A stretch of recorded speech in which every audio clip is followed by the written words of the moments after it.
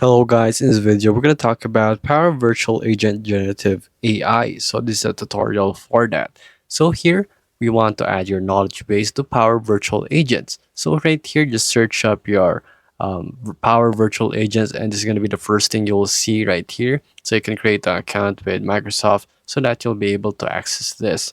So you will be able to create and publish a knowledge base right here, create a bot using your Power Virtual Agent.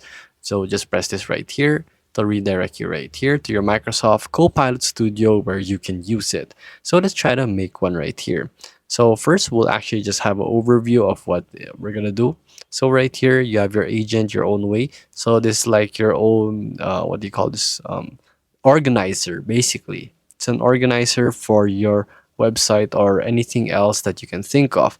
So this is just like let's actually just try the demo itself so I can show you. Here you want to actually sign up for a free trial or you want to try a demo, you can do so.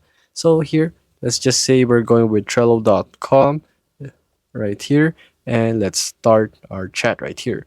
So basically right here you want the virtual assistant for your Trello.com. How can you help?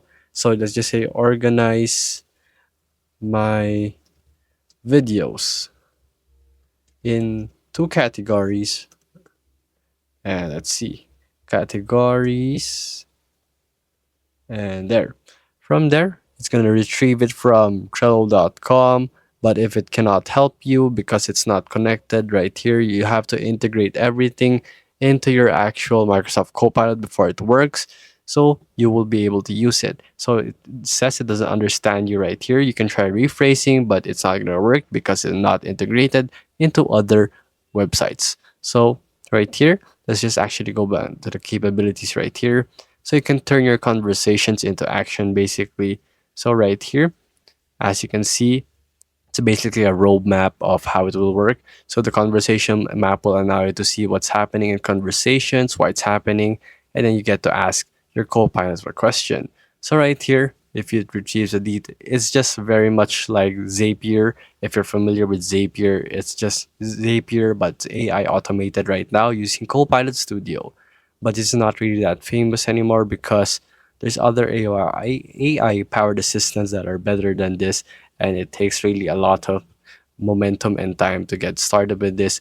Plus, there is pricing right here, which is pretty damn actually expensive, as you can see.